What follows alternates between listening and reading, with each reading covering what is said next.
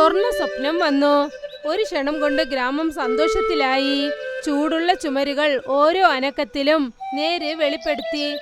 മാണിക്യം പാടത്ത് വിളഞ്ഞു. പക്ഷെ വിശപ്പിനൊരു മാറ്റവും ഉണ്ടായില്ല. അത്യാഗ്രഹം അവസാനിച്ചു. അപ്പോഴാണ് ജീവിതത്തിന്റെ അർത്ഥം മനസ്സിലായത്. സ്നേഹവും അധ്വാനവുമാണ് യഥാർത്ഥ സമ്പത്തിനുള്ള ആധാരം. തൃപ്തിയിലാണ് നിറഞ്ഞിരിക്കുന്നത് സന്തോഷത്തിന്റെ യഥാർത്ഥ ലോകം. നേരം പതുക്കെ പുലർന്നു. ഗ്രാമത്തിന്റെ ടീ സ്റ്റാളിൽ ഗ്രാമത്തിലെ ജനങ്ങൾ രണ്ടുപേർ ഇരിക്കുകയാണ്. അവർ രണ്ടുപേരും ഗ്രാമത്തിൽ നടക്കുന്ന കാര്യങ്ങളെക്കുറിച്ച് സംസാരിച്ചുകൊണ്ടിരുന്നു. ഒരാൾ ന്യൂസ് പേപ്പർ വായിക്കുകയാണ്. പിന്നെ മറ്റൊരാൾ വളരെ ശാന്തനായി കയ്യിൽ ചായക്കപ്പ് വെച്ചുകൊണ്ടിരിക്കുകയാണ്. ഇന്നുള്ള ചൂടുള്ള വാർത്തകൾ. സ്വർണത്തിന്റെ വില വീണ്ടും കൂടിയിട്ടുണ്ട്. വില കൂടിയത് 3.5%. ഇത് വളരെ മോശമാണ്. സ്വർണത്തിന്റെ വില റാക്കറ്റ് പോലെ ഉയർന്നുകൊണ്ടേയിരിക്കുന്നു. അധികമായിക്കൊണ്ട് തന്നെ ഇരിക്കുന്നു. പിന്നെ എന്താ കാര്യം? ഇതുപോലെ തന്നെ നടന്നുകൊണ്ടിരുന്നാൽ നമ്മളെപ്പോലെ ആൾക്കാരുകൾ സ്വർണത്തിനെ വാങ്ങുന്നത് വളരെ കഷ്ടമുള്ള കാര്യമാണ്. എനിക്ക് ഇപ്പോൾ വളരെ പേടി തോന്നുന്നു. അടുത്ത കൊല്ലം എൻ്റെ മോൾക്ക് കല്യാണം കഴിക്കണമെന്ന് വിചാരിച്ചു. പക്ഷേ ഈ സ്വർണത്തിന്റെ വില ഉയർന്നുകൊണ്ടിരുന്നാൽ എങ്ങനെ? അവർ രണ്ടുപേരും ഇങ്ങനെ സംസാരിച്ചുകൊണ്ടിരുന്നപ്പോൾ അവിടേക്ക് ഗോപാൽ വന്നു. ഗോപാൽ ഗ്രാമത്തിലെ വലിയ ആളുകളിൽ ഒരാളാണ്. ജനങ്ങൾ അദ്ദേഹത്തിന്റെ നല്ല പ്രവൃത്തിക്ക് വേണ്ടിയും അദ്ദേഹത്തിന്റെ നല്ല മനസ്സിനു വേണ്ടിയും അദ്ദേഹത്തെ ബഹുമാനിക്കും. എന്താ ഗോപാൽ ചേട്ടാ, എവിടെ പോകുന്നു? ഒന്നുമില്ല, പിള്ളേരുടെ സ്കൂൾ കാര്യത്തിന് വേണ്ടി മാർക്കറ്റിലേക്ക് പോകുന്നു. അവരുടെ പ്രോജക്റ്റിന് ചില സാധനങ്ങൾ വാങ്ങണമത്രേ. അതാണ് വീട്ടിലേക്ക് പോകുമ്പോൾ വാങ്ങിയിട്ട് പോകാമെന്ന്. എന്ന് വെച്ചാൽ സന്തോഷമാണ്. പോയിട്ട് വരൂ, പിന്നെ കാണാം. ശരി, അപ്പോൾ ഞാൻ പോയിട്ട് വരട്ടെ. ഗോപാൽ അവിടെ നിന്നും പുറപ്പെട്ട് സ്റ്റേഷനറി കടയിലേക്ക് വന്നു. അദ്ദേഹം തന്റെ മക്കൾ പറഞ്ഞയച്ച ചില സാധനങ്ങൾ കടക്കാരനോട് ചോദിച്ചു. ചേട്ടാ, എനിക്ക് 2 കാർഡ്ബോർഡ്, 7 കളറിലെ ചാർട്ട് പേപ്പർ, പിന്നെ ഡെക്കറേഷൻ ചെയ്യുന്ന സാധനങ്ങൾ കുറച്ച് വേണം, പിള്ളേരുടെ പ്രോജക്റ്റിന് വേണ്ടി. ശരി ചേട്ടാ, കൊണ്ടുവരുന്നോ? കടക്കാരൻ ഗോപാൽ ചോദിച്ച എല്ലാ സാധനങ്ങളും എടുത്തു വെക്കുകയാണ്. പിന്നെ അതെല്ലാം എടുത്തുകൊണ്ട് അദ്ദേഹം കൗണ്ടറിനടുത്തേക്ക് വന്നു. ഇതാ ചേട്ടാ, നിങ്ങൾ ചോദിച്ച എല്ലാം ഇവിടെ ഉണ്ട്. ശരി, തരൂ. എത്ര ആയിട്ടുണ്ട്? ഇതെല്ലാം പൂർത്തിയായിട്ട് 500 രൂപ ആയിട്ടുണ്ട്. എന്ത്, ഈ സാധനങ്ങൾക്ക് 500 രൂപയോ? അതെ സാറേ, ഇപ്പോൾ എല്ലാ സാധനങ്ങളും വില കൂടിയിട്ടുണ്ട്. നിങ്ങൾക്ക് എല്ലാ കാര്യങ്ങളും അറിയുമല്ലേ? ഗോപാൽ വളരെ വിഷമത്തോടെ ശരി എന്നതുപോലെ സമ്മതിച്ചു.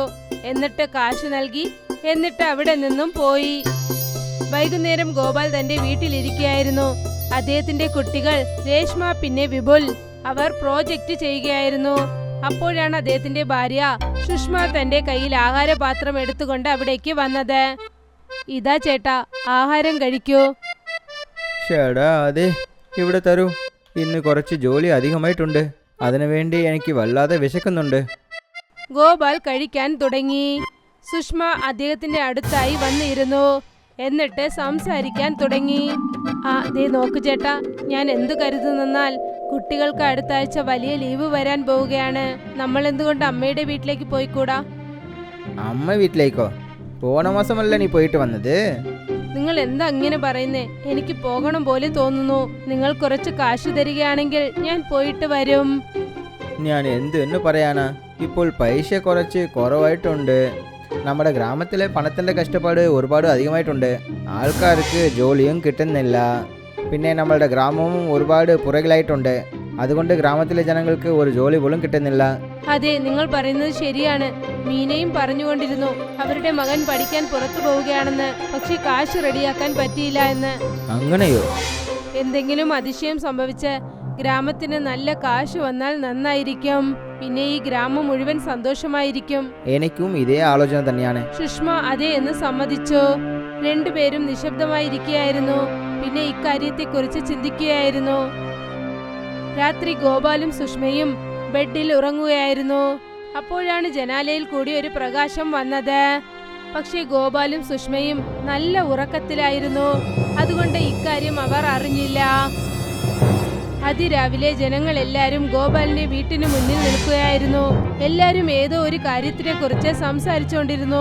അപ്പോഴാണ് ഗോപാൽ വീട്ടിൽ നിന്നും കണ്ണും തുടച്ചുകൊണ്ട് പുറത്തേക്ക് ഇറങ്ങി വന്നത്.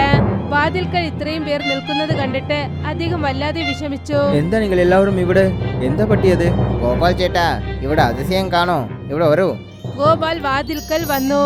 അദ്ദേഹം മുൻപിലുള്ള കാഴ്ച കണ്ടിട്ട് അതിശയിച്ചു പോയി. അദ്ദേഹത്തിന്റെ വീടിന്റെ വാതിൽക്കൽ സ്വർണം കൊണ്ട് ചെയ്ത ഒരു ഹെലികോപ്റ്റർ നിൽക്കുകയാണ്. ആ ഹെലികോപ്റ്റർ വളരെ ഭംഗിയായിരിക്കുകയാണ്. പിന്നെ അടിക്കുന്ന വെയിലത്ത് തിളങ്ങിക്കൊണ്ടിരിക്കുന്നു. സുഷ്മ, വേഗം വരൂ, ഇവിടെ വന്ന് എന്താന്ന് നോക്കൂ. അപ്പോഴാണ് സുഷ്മ വീട്ടിൽ നിന്നും പുറത്തു വന്നത്. മുൻപിലുള്ള കാഴ്ച കണ്ടിട്ട് അവരും ഞെട്ടിപ്പോയി.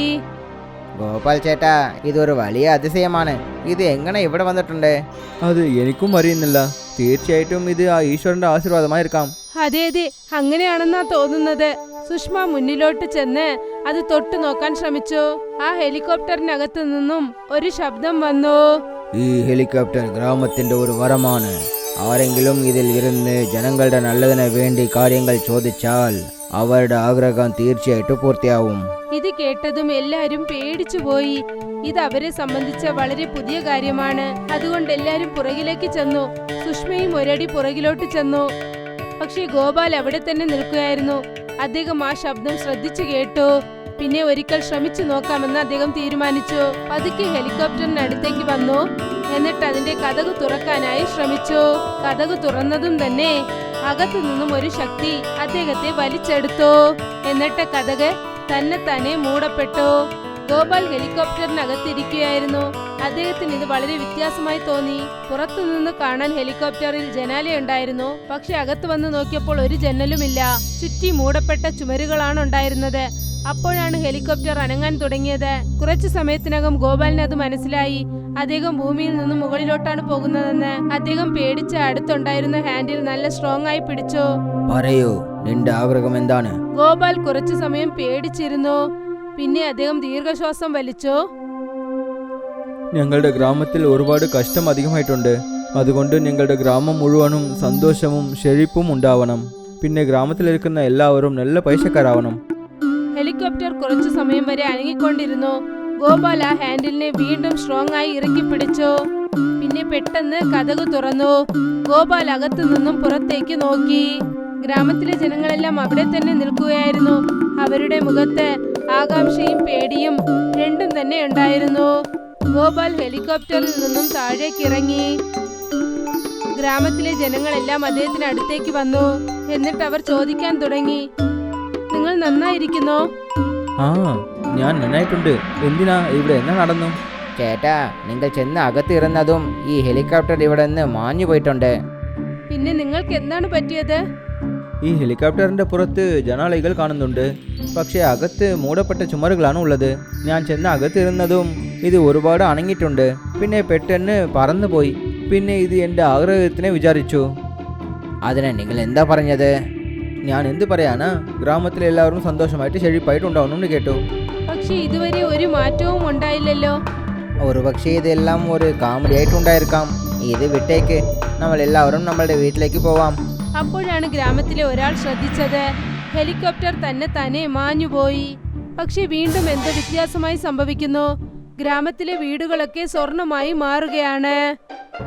എന്താ ചേട്ടാ, നമ്മൾ എല്ലാവരും എന്താ കാണുന്നുണ്ട്? എന്തു പറ്റി? ചേട്ടാ, അവിടെ നോക്ക്. ഗോപാലും സുഷ്മയും മറ്റുള്ള ഗ്രാമത്തിലെ ജനങ്ങളോടൊപ്പം ചേർന്ന് നോക്കി. മുൻപിലുള്ള കാഴ്ച കണ്ടിട്ട് അവരെല്ലാരും ആകെ ഞെട്ടിപ്പോയി. ഓരോന്നായി ഗ്രാമത്തിലെ വീടുകളെല്ലാം തന്നെ സ്വർണമായി മാറാൻ തുടങ്ങുന്നു. ഗ്രാമത്തിലെ ജനങ്ങൾ ഓരോന്നായി അവരവരുടെ വീട്ടിലേക്ക് പോകാൻ തുടങ്ങി. അകത്തേക്ക് ചെന്നതും അവരെല്ലാരും തന്നെ ഞെട്ടിപ്പോയി. വീടിന്റെ ചുമരുകളൊക്കെ സ്വർണ്ണ ചുമരുകളായി മാറിയിരുന്നു. ആർക്കും തന്നെ മനസ്സിലായില്ല ഇതെങ്ങനെ സംഭവിച്ചുവെന്ന്. ചോദ്യം ചോദിക്കുന്നതിനു പകരം ഇത് ദൈവത്തിന്റെ അനുഗ്രഹമാണെന്ന് അവർ കരുതി. പതുക്കെ പതുക്കെ എല്ലാരും ചുമരിൽ നിന്നും ചെറിയ ഭാഗങ്ങൾ ഉടച്ച് സ്വർണം എടുക്കാൻ തുടങ്ങി. അത് കുറച്ച് വിൽക്കാം, അല്ലെങ്കിൽ ആഭരണം ചെയ്യാമെന്ന്. ദിവസങ്ങൾ കടന്നുപോയി. ജനങ്ങളും കൂടിക്കൂടി വന്നു. വീട്ടിൽ നിന്നും ഒരുപാട് സ്വർണങ്ങൾ എടുത്തു. ഓരോ വീട്ടിലും വലിയ വലിയ ഓട്ടകൾ ഉണ്ടായി.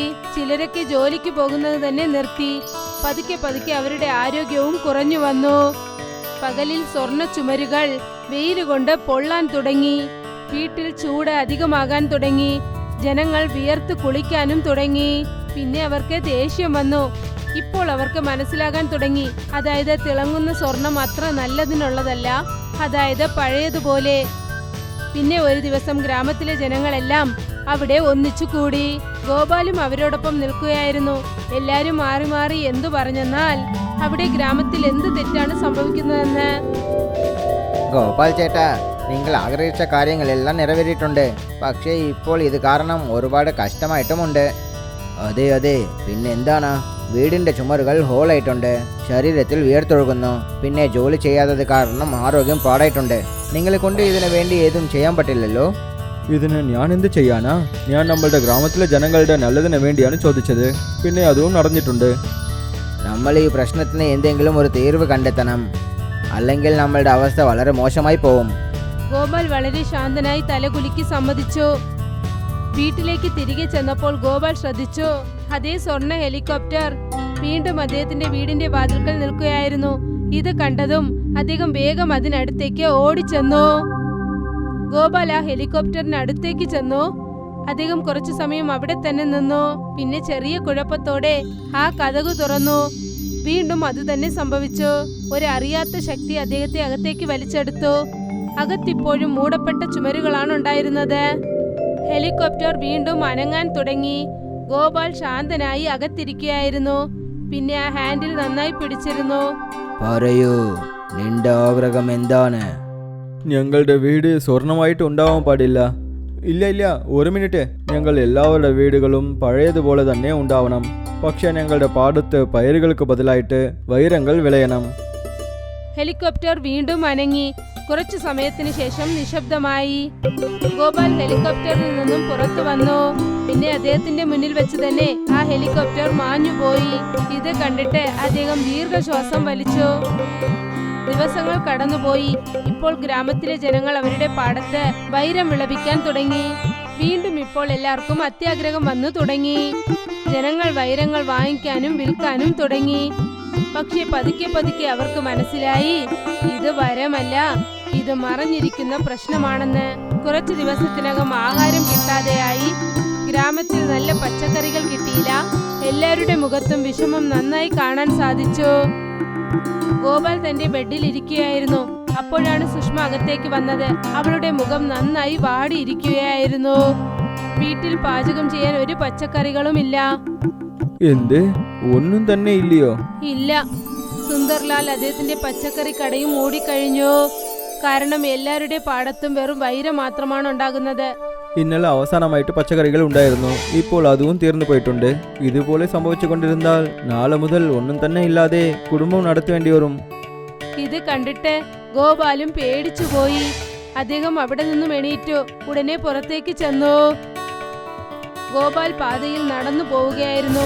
അദ്ദേഹം വിഷമത്തോടെ എന്തോ ചിന്തിച്ചുകൊണ്ടേ നടന്നു പോവുകയായിരുന്നു.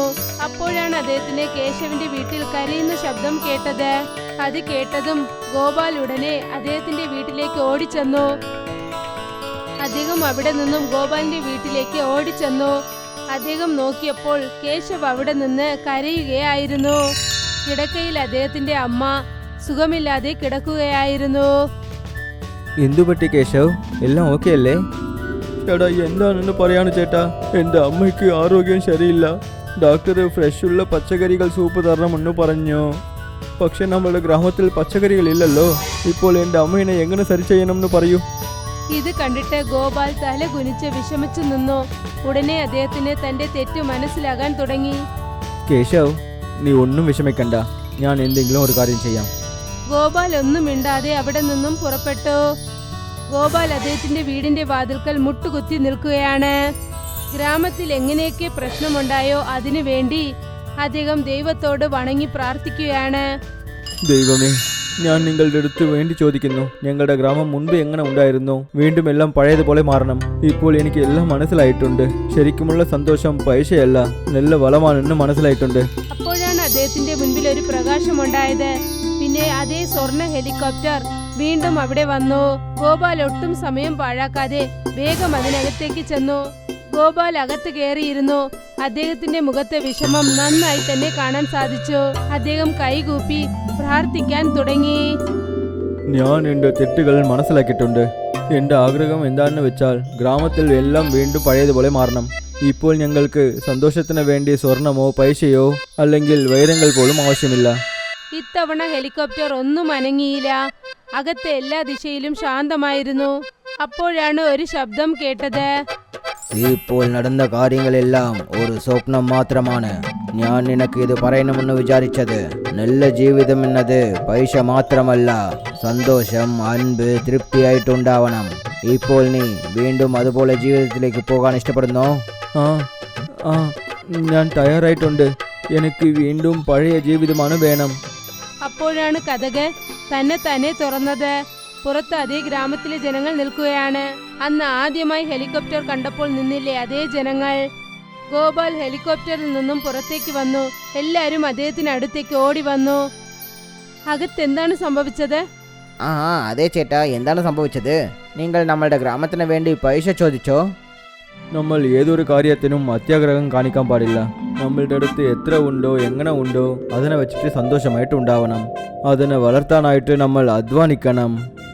ഇങ്ങനെ പറഞ്ഞതും ഹെലികോപ്റ്റർ പെട്ടെന്ന് മാഞ്ഞുപോയി. എല്ലാരും ആശ്ചര്യത്തോടെ നോക്കി. പക്ഷേ ഗോപാൽ വളരെ ശാന്തനായി നിൽക്കുകയായിരുന്നു. അദ്ദേഹത്തിന്റെ മുഖത്തൊരു ചെറിയ പുഞ്ചിരി ഉണ്ടായിരുന്നു. ഇതോടെ നമ്മുടെ കഥ അവസാനിക്കുന്നു.